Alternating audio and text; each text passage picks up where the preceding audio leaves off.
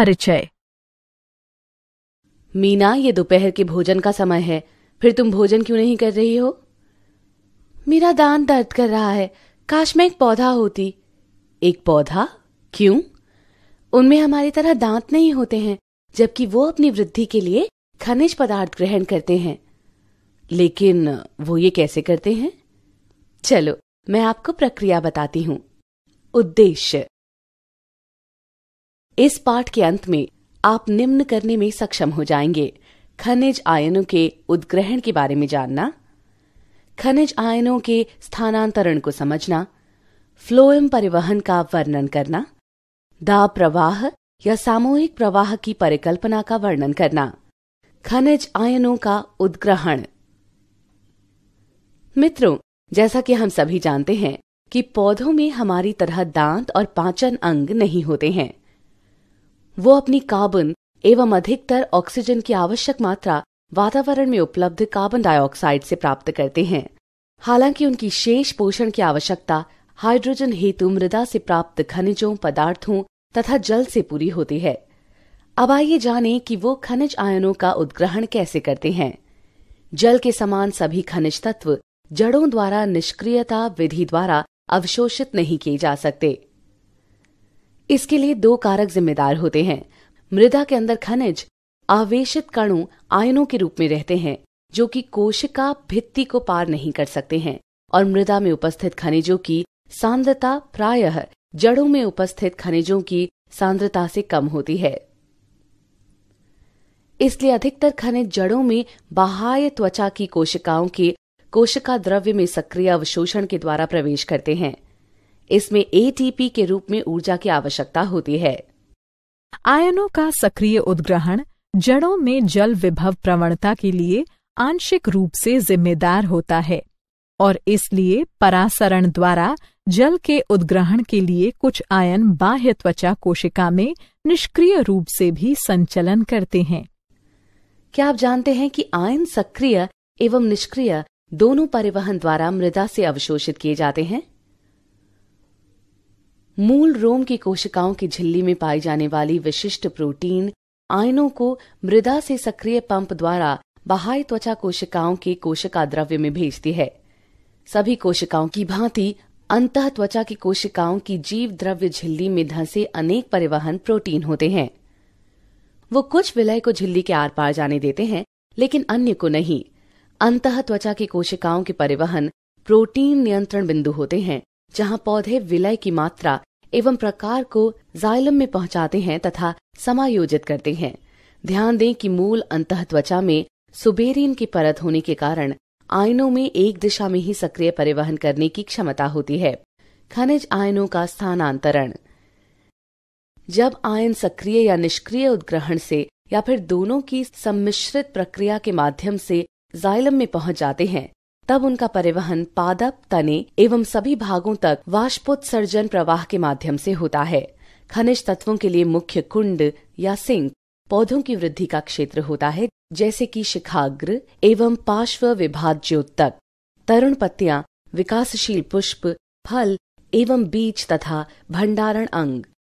खनिज आयनों को जल्दी ही पुनः संघटित विशेष रूप से पुराने जरावस्था वाले भाग से किया जाता है। पुरानी तथा मरती हुई पत्तियां अपने भीतर के खनिजों को नई पत्तियों में निर्यातित कर देती हैं। इसी तरह पत्तियां पर्णपाती वृक्ष में झड़ने से पहले अपने खनिज तत्वों को अन्य भागों को दे देती हैं। जो तत्व प्रायः त्वरित संचालित होते हैं वो हैं फास्फोरस, सल्फर, नाइट्रोजन और पोटेशियम। कुछ तत्व जो कि संरचनात्मक कारक होते हैं, जैसे कि कैल्शियम, इन्हें पुनः संचारित नहीं किया जाता है। इसलिए जाइलम केवल अकार्बनिक पोषकों का परिवहन करता है, जबकि फ्लोएम कार्बनिक पदार्थों का परिवहन करता है। फ्लोएम परिवहन। अब आइए अगले विषय अर्थात फ्लोएम परिवहन की ओर बढ़ें। आहार मुख्यतः शर्करा वाहिका ऊतक के फ्लोएम द्वारा उद्गम से कुंड की ओर परिवहनित की जाती है। सामान्यतः स्रोत को पौधों का वह हिस्सा माना जाता है जहां आहार संश्लेषित होता है, जैसे कि पत्तियां और कुंड। यह वह भाग है जहां भोजन एकत्र होता है, लेकिन स्रोत तथा कुंड अपनी भूमिकाएं मौसम या पौधों की जरूरतों के अनुसार बदल भी सकते हैं। जड़ों में एकत्र शर्करा वसंत के आरंभ में आहार का स्रोत बनने के लिए संचारित हो सकती है, जब वृक्ष की कलियां कुंड के रूप में काम करती हैं। उन्हें प्रकाश संश्लेषण साधनों की वृद्धि एवं परिवर्धन हेतु ऊर्जा की आवश्यकता होती है। चूंकि स्रोत और कुंड का संबंध परिवर्तनशील है, अतः फ्लोएम में गति की दिशा ऊपर या नीचे की ओर अर्थात दो तरफा हो सकती है। जाइलम के साथ यह विपरीत है, जहां गति सदैव नीचे से ऊपर की ओर एक दिशा में होती है। यद्यपि वाष्पोत्सर्जन का जल एक तरफा प्रवाह करता है, किंतु फ्लोएम के रस में भोजन का परिवहन सभी दिशाओं में हो सकता है, जब तक स्रोत और कुंड शर्करा का उपयोग संग्रहण तथा अपादान में सक्षम हो। फ्लोएम रस में मुख्यतः जल एवं शर्करा होती है, लेकिन अन्य शर्कराएं, हार्मोन तथा अमीनो अम्ल आदि भी फ्लोएम के द्वारा स्थानांतरित होते हैं। दाब प्रवाह या सामूहिक प्रवाह परिकल्पना स्रोत से कुंड की ओर शर्करा के स्थानांतरण के लिए उपयोग की जाने वाली स्वीकृत क्रियाविधि दाब प्रवाह या सामूहिक प्रवाह परिकल्पना कहलाती है। जैसे ही स्रोत पर ग्लूकोज संश्लेषित होता है, यह शर्करा एक डाइसैकेराइड में बदल दिया जाता है। इसके बाद यह शर्करा सखी कोशिकाओं में तथा बाद में सक्रिय परिवहन द्वारा जीवंत फ्लोएम चालनी नलिका कोशिकाओं में संचरित होती है। स्रोत पर लदान की यह प्रक्रिया फ्लोएम में एक अति परासारी अवस्था को पैदा कर देता है। निकटवर्ती जाइलम में उपस्थित जल परासरण के द्वारा फ्लोएम में चला जाता है। जब परासरणी दाब फ्लोएम में बनता है, तो फ्लोएम रस निम्न दाब के क्षेत्र में चला जाता है। कुंड पर परासरणी दाब निश्चित रूप से घटना चाहिए। एक बार फिर फ्लोएम रस से शर्करा को बाहर करने तथा उस कोशिका तक जहां शर्करा ऊर्जा स्टार्च या सेलुलोज में बदलती है, ले जाने के लिए सक्रिय परिवहन आवश्यक होता है। जैसे ही शर्कराएं हटती हैं, परासरणी दाब घटता है और जल फ्लोएम से बाहर चला जाता है। फ्लोएम ऊतक चालनी नलिका कोशिकाओं का बना होता है, जो लंबे स्तंभ की रचना करता है, जिसके अंतिम भित्ति में छिद्र होता है, जिसे चालनी पट्टिका कहते हैं। कोशिका द्रव्य तंतु चालनी पट्टिका के छिद्र में प्रवेशित होती है तथा सतत तंतु बनाती है। जैसे ही द्रव स्थैतिक दबाव फ्लोएम की चालनी नलिका में बढ़ता है, तो दाब प्रवाह शुरू हो जाता है और रस फ्लोएम से चलन करता है। इस बीच कुंड पर आने वाले शर्करा को फ्लोएम से सक्रिय रूप से तथा जटिल कार्बोहाइड्रेट के रूप में बाहर किया जाता है। विलय की क्षति से फ्लोएम में एक उच्च जल विभव पैदा होता है और पानी अंत में जाइलम के पास आ जाता है।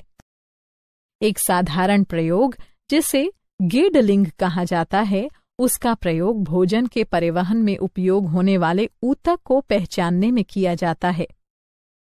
पेड़ के स्तंभ पर छाल के एक वलय को फ्लोएम स्तर की गहराई तक सावधानीपूर्वक हटाया जा सकता है। नीचे की तरफ अब भोजन की गति न होने के कारण वलय के ऊपर की छाल कुछ सप्ताह के बाद फूल जाती है। यह साधारण प्रयोग दर्शाता है कि फ्लोएम ऊतक भोजन के स्थानांतरण के लिए उत्तरदायी है तथा परिवहन की दिशा एक दिशीय है, अर्थात मूल की तरफ। सारांश। आइए हमने जो कुछ सीखा है उसे संक्षेप में दोहराएं। अधिकतर खनिज जड़ों में बाह्य त्वचा की कोशिकाओं के कोशिका द्रव्य में सक्रिय अवशोषण के द्वारा प्रवेश करते हैं। इसमें एटीपी के रूप में ऊर्जा की आवश्यकता होती है। आयन सक्रिय एवं निष्क्रिय दोनों परिवहन द्वारा मृदा से अवशोषित किए जाते हैं। मूल रोम की कोशिकाओं की झिल्ली में पाई जाने वाली विशिष्ट प्रोटीन आयनों को मृदा से सक्रिय पंप द्वारा बाह्य त्वचा कोशिकाओं के कोशिका द्रव्य में भेजती है।